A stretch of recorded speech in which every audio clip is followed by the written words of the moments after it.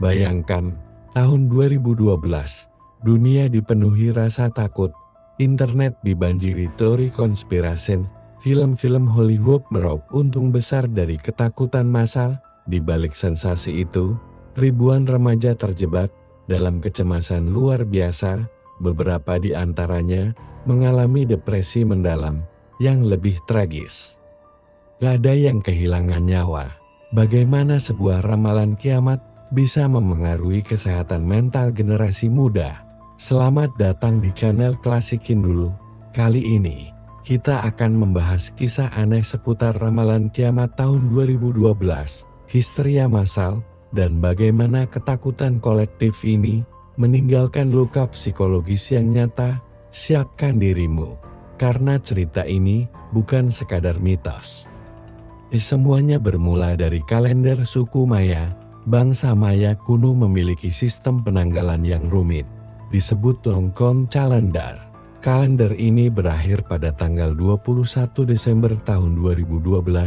Bagi para peneliti, ini hanya berarti siklus panjang berakhir, lalu dimulai lagi. Namun, bagi sebagian orang, ini diartikan sebagai akhir dunia.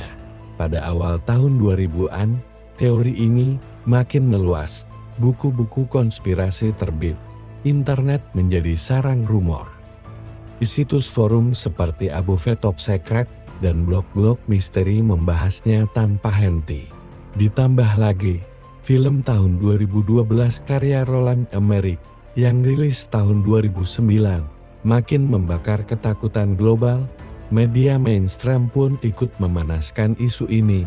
Berita-berita sensasional muncul, planet Nibiru akan menabrak bumi, badai matahari besar akan membakar peradaban, hingga kutub bumi akan bergeser total.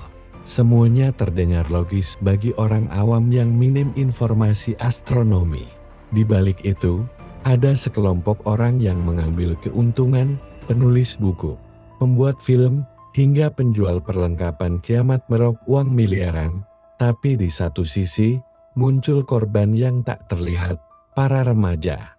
Saat internet belum seketat sekarang, informasi bohong menyebar dengan cepat. Video-video penampakan Nibiru viral di YouTube. Blog-blog konspirasi membagikan teori menakutkan tanpa verifikasi. Remaja yang aktif berselancar di internet jadi sasaran empuk. Beberapa forum diskusi bahkan membuat countdown hari kiamat. Sekolah-sekolah di Amerika Serikat, Kanada, bahkan Eropa mulai melihat fenomena aneh. Murid-murid bertanya serius pada guru mereka, apakah kita akan mati pada 21 Desember tahun 2012? Anak-anak yang belum matang secara mental kesulitan memfilter informasi, ditambah tekanan sekolah, masalah keluarga, atau pergaulan, ketakutan kiamat menjadi pemicu kecemasan luar biasa. Psikolog anak di Amerika pernah mencatat lonjakan konsultasi akibat ketakutan kiamat. Bahkan NSA kebanjiran email dari anak-anak yang menangis, bertanya apakah rumor ini benar. Sebuah laporan dari Texas menceritakan seorang anak 12 tahun yang menolak belajar. Yakin sekolahnya tak berguna karena dunia akan kiamat. Seorang remaja di Rusia dilaporkan mencoba bunuh diri karena tak tahan membayangkan kematian seluruh keluarganya. Di Amerika, seorang ibu bercerita di talk show Oprah bagaimana putrinya yang masih SMP mengalami gangguan tidur, mimpi buruk setiap malam tentang bencana gempa dan banjir besar. Beberapa komunitas agama juga memanfaatkan ketakutan ini. Sekte-sekte kecil bermunculan, menarik anak-anak muda yang labil. Mereka dijanjikan keselamatan asalkan bergabung dan menyerahkan semua harta. Bukan cuma uang yang hilang, tapi masa depan. Cerita-cerita tragis ini terdengar mirip, tetapi nyata. Semua berawal dari satu ramalan yang disalahartikan. Di sisi lain, para ilmuwan tak tinggal diam. NASA dan lembaga astronomi di berbagai negara berulang kali menjelaskan, tidak ada planet Nibiru, tidak ada bukti kutub akan bergeser mendadak. Badai matahari memang terjadi, tapi tidak akan memusnahkan bumi. Tahun-tahun 2011 sampai tahun 2012. NASA bahkan membuat situs khusus bersifat untuk menjawab ribuan pertanyaan masyarakat, tapi sayangnya, suara logika sering kalah oleh teori konspirasi yang lebih dramatis. Alasan psikologinya jelas.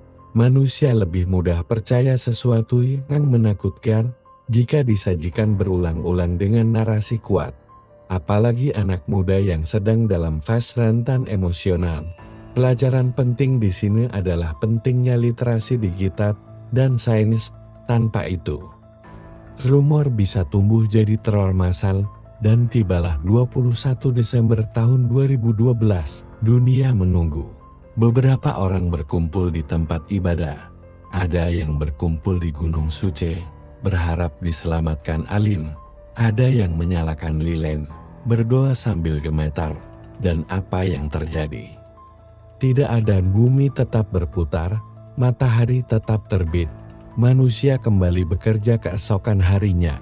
Beberapa orang merasa lega, tapi bagi sebagian remaja, ketakutan itu meninggalkan trauma panjang. Beberapa bahkan merasa malu karena pernah percaya, tapi dampaknya tetap tercatat. Bagaimana informasi keliru bisa mengendalikan pikiran berjuta-juta orang? Apa pelajaran yang bisa kita ambil dari kisah aneh ini? Pertama, literasi media itu penting. Kita harus selalu skeptis pada informasi yang viral, apalagi yang menakut-nakuti. Kedua, kesehatan mental generasi muda harus dijaga. Orang tua dan guru perlu peka jika anak mulai terobsesi pada isu kiamat, konspirasi, atau teori tak berdasar. Jangan anggap sepele. Ketiga, kita perlu belajar dari sejarah. Ramalan kiamat sudah sering muncul, tahun 2000 dengan Y2K, tahun 2012 dengan kalender Maya, dan entah kapan lagi. Faktanya, dunia belum kiamat. Yang kiamat justru ketenangan pikiran banyak orang. Jadi, jika ada ramalan kiamat di masa depan, ingatlah kisah ini, gunakan logika, cari sumber terpercaya, dan jaga mentalmu. Kalau kamu suka cerita-cerita aneh seperti ini, jangan lupa like, komen, dan subscribe channel Klasikin dulu. Sampai jumpa di kisah aneh selanjutnya. Tetap kritis, tetap waras, dan tetap semangat menjalani hidup.